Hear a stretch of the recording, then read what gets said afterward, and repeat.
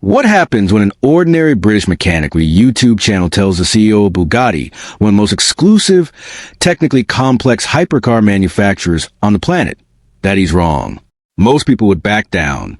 Most people would take the hint, pack their tools, and walk away quietly. Matt Armstrong is not most people. Because here's the thing, mate Rimac, the CEO of Bugatti, one of the sharpest engineering minds in the automotive world, went on record and said that rebuilding this destroyed Bugatti Chiron Pur Sport was essentially impossible outside of factory setting. He said only 2 places in the world could even split the chassis. He blacklisted the cars so no dealership would touch it.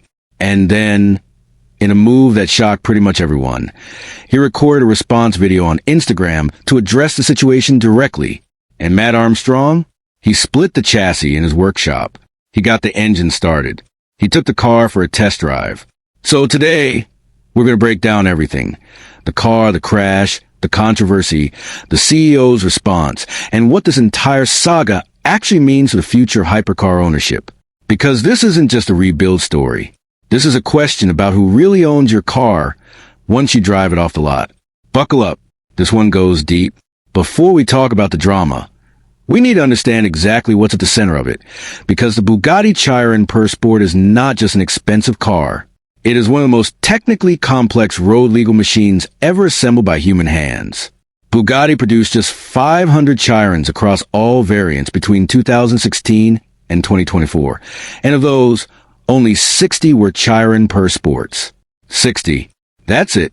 Each one was hand-assembled at Bugatti's atelier in Moulchim, France, and priced at around 3 million euros before options. By the time you started ticking boxes, you could easily eclipse $4 million. The heart of this machine is Bugatti's legendary 8.0-liter quad-turbocharged W16 engine, 16 cylinders arranged in a W formation, for turbochargers working in parallel, producing 1,500 horsepower and hitting 0 to 60 miles per hour in 2.2 seconds.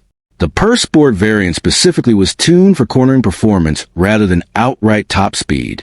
Bugatti shortened the gear ratios by 15%, recalibrated the 7-speed dual-clutch transmission, revised the all-wheel drive system, stiffened the spring rates by 65% at the front and 33% at the rear, and added aerodynamic elements, including a fixed rear wing and enlarged front splitter, capable of generating over 1,600 pounds of downforce at speed.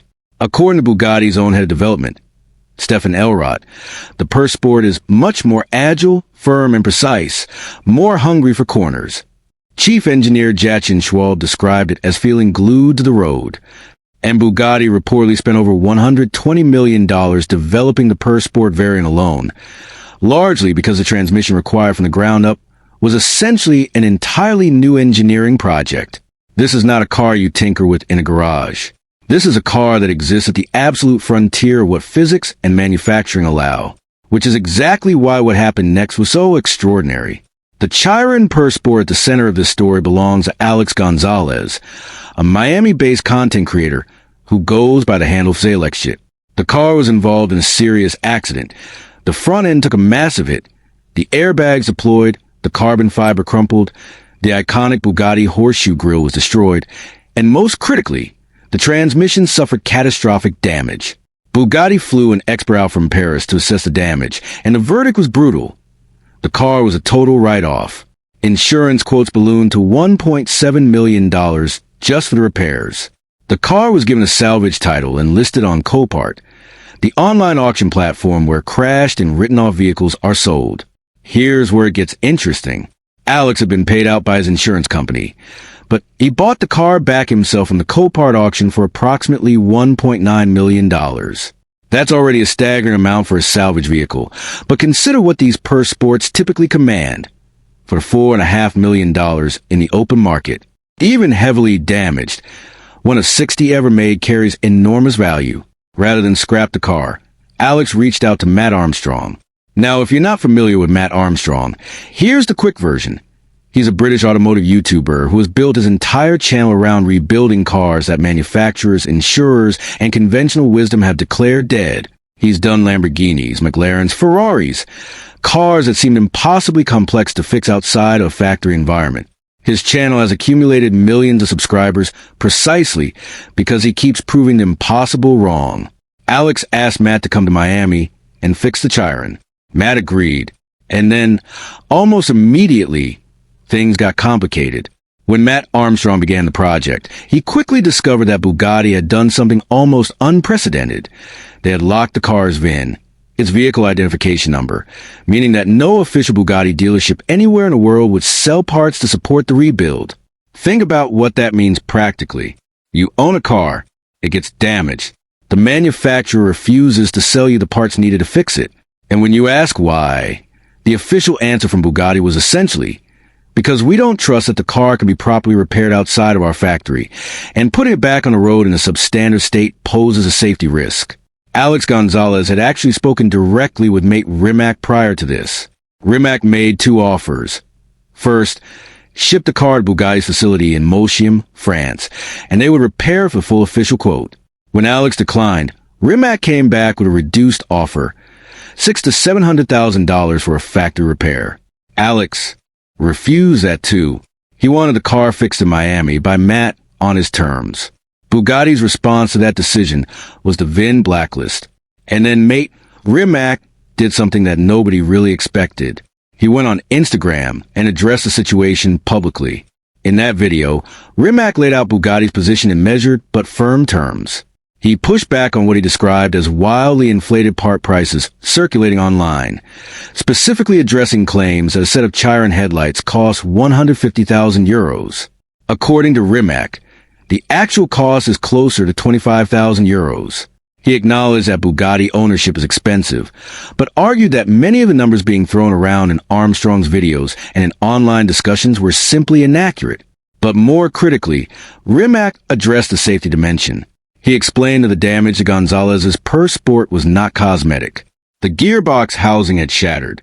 The monocoque, the structural carbon fiber tub that forms the spine of the entire car, had suffered damage. He warned that repairs which don't meet factory standards on a 1,500 horsepower vehicle traveling at over 200 miles per hour pose a genuine danger. Not just the current owner, but to anyone who might own the car in the future. His ultimate position was unambiguous. We just don't think it's safe. I'd love to support it, but it's not the right thing to do. And here's where it gets even more fascinating. Rimac also confirmed that he had personally offered to support the project and claimed that Armstrong had declined. Both sides, it seems, had a different interpretation of how those conversations went. Matt Armstrong's response was exactly what his audience expected, measured, determined, and utterly undeterred. On his channel, Armstrong acknowledged being genuinely stunned that Rimac was watching his videos and engaging publicly. It is absolutely mental, he said in one video, that the CEO of Bugatti is one, even watching the videos, and two, made a kind of response video to it. But he didn't back down from the project. Instead, he reframed the conversation. Rimac had said publicly that splitting the Chiron's chassis, separating the front tub from the rear drivetrain frame, could only be done in two places in the world. Armstrong set out to prove that claim wrong. And in a series of videos that had the automotive world absolutely gripped, he and his team methodically disconnected the battery terminals, the coolant lines, the electrical looms, the fuel lines, and the remaining fasteners, and split the car. It turned out that what Rimac described as a near-impossible operation was, structurally speaking, a modular design held together with bolts. Once those were removed, the car separated. Armstrong found the full extent of the transmission damage once the car was split open, and what he discovered confirmed just how severe the accident had been. The solution his team devised was remarkable in its ingenuity. They 3D scanned the damaged transmission mount, converted the data into a C80 model, and had a replacement CNC machine from new material. When standard parts were unavailable, they improvised. The airbags were sourced from an Audi A3. A pinch coolant overflow pipe was repaired using a section of rigid brake hose. Custom radiators were fabricated from scratch. Valvetronic was brought in to design a bespoke exhaust system. The transmission mount was welded back into position, and the two halves of the Chiron were reunited using 14 titanium bolts. And then, in the moment that defined this entire saga, they started the engine. The W16 fired. The sound alone Armstrong later said, made the entire rebuild feel worth it. Now let's step back, because there are several layers to this story that deserve serious examination. On the surface, this looks like a classic David versus Goliath narrative. The scrappy U2 mechanic taking on a billion-dollar European hypercar manufacturer. And to some degree, that framing is accurate. But dig deeper, and you find something more nuanced, more legally and philosophically complex. At the heart of this dispute is a fundamental tension in modern automotive culture. The question of right to repair. Right to repair. The principle that owners should have the legal and practical ability to fix their own property using any tools or technicians they choose has become one of the most contested issues in the automotive and technology industries. In the United States, the right to repair movement has gained significant legislative traction, with several states passing or considering laws that would require manufacturers to provide access to parts, tools, and diagnostic information. The Federal Trade Commission has also weighed in, publishing a 2021 report highlighting manufacturer restrictions as anti-competitive. Bugatti's position, locking a VIN and refusing to sell parts to an independent rebuilder, sits right in the middle of this debate.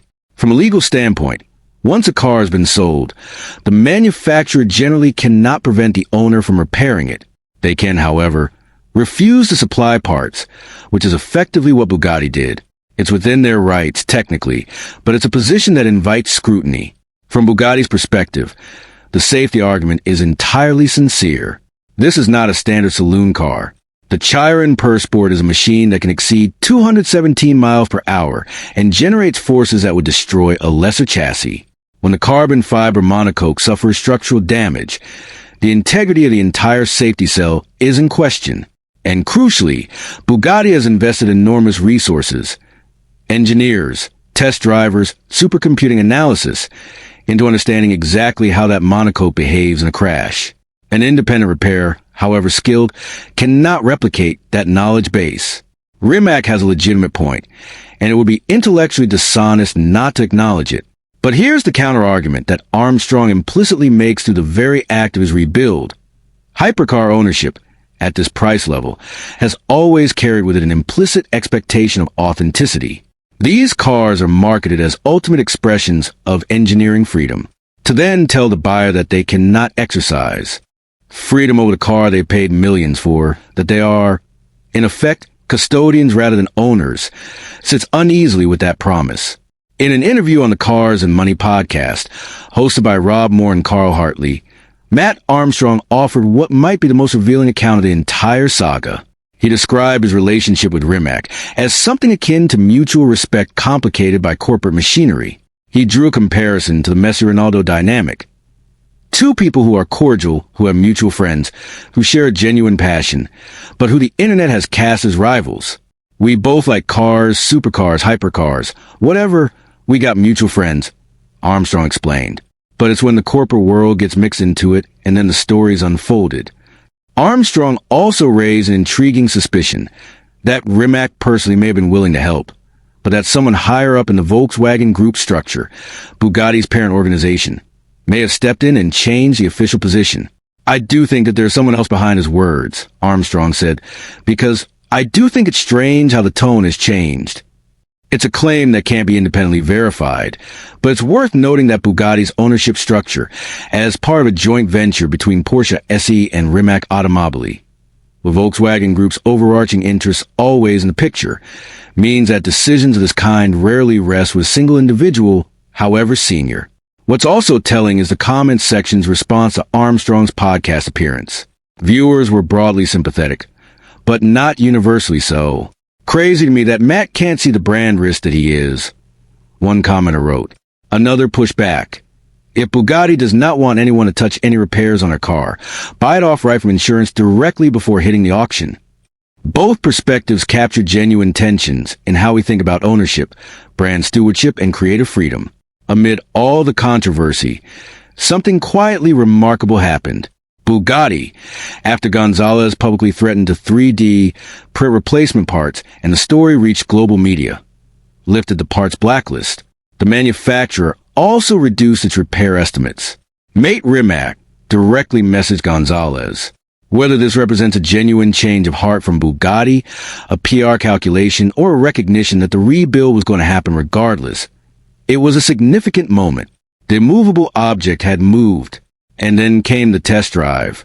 Matt Armstrong took a wrecked, blacklisted, written off one of 60 Bugatti Chiron Pur Sport, a car that experts had declared unrepairable, whose VIN had been frozen by its own manufacturer, whose chassis had been split in a private workshop using improvised tools and CNC machine replacement parts, and drove it. There are people who will watch that test drive footage and see a safety hazard. And there are people who will watch it and see something close to a miracle. The truth, as is usually the case, probably lives somewhere in between. The team did remarkable work under extraordinary constraints. But the questions Rimac raised about structural integrity, particularly around the monocoque, are legitimate and may never be fully resolved without a factory-level inspection. Significant credit also went to Bob from the machine shop, whose technical contributions were described by observers as foundational to getting the car running again. Rebuilds of the scale are never solo efforts. Step back from the personal drama, and what this story really illuminates is the future of hypercar ownership in an age of digital connectivity, social media, and right-to-repair pressure. Bugatti's Chiron was the last of a certain kind of automobile, a machine built around an engine concept, the W16, that has no successor in traditional sense. Bugatti's next generation of hypercars, including the Tourbillon, moves toward a hybrid powertrain. The era of the pure combustion Chiron is over, which makes each surviving example, including this rebuilt Pur Sport, more historically significant, not less. That context makes the question of preservation versus safety even more pointed. If you destroy this car, it's gone. One of 60, forever lost. Armstrong's argument, implicitly, is that an imperfect rebuild is better than no car at all. Bugatti's argument is that a car rebuilt outside factory tolerances isn't really a Bugatti anymore. It's a liability wearing a Bugatti badge. Both arguments have merit. Neither has a clean answer. What is certain is that this saga has fundamentally changed how the automotive world, from owners to manufacturers to regulators, thinks about the rights and responsibilities that come with owning a hyper-exclusive vehicle. It has forced Bugatti to engage publicly in a way that no press release or marketing campaign ever would. And it has demonstrated, once again, that a determined mechanic with a camera and an internet connection can challenge institutional authority in ways that matter. So here's where we land. Mate Rimac fired back. And he made valid points about safety, about engineering complexity, about the consequences of getting this wrong on a 1,500 horsepower machine. But Matt Armstrong answered back louder, not with words, but with a running engine, a test drive, and a rebuilt car that absolutely nobody thought would ever move under its own power again. This story isn't really about a car. It's about what ownership means, what expertise looks like outside of institutional frameworks, and what happens when the unstoppable force of human determination meets the immovable object of corporate caution. And the answer, at least in this chapter, is the car moves. If you found this story as compelling as we did, drop a like, share this with any car enthusiast in your life, and let us know in the comments. Do you think Matt Armstrong was right to push ahead, or was Bugatti justified in drawing the line? We'll see you in the next one. Script word count. Approximately 3,050 words research sources. Supercar Blondie, Car Buzz, Car Scoops, Luxury Launches, Bugatti Newsroom Official, DuPont Registry.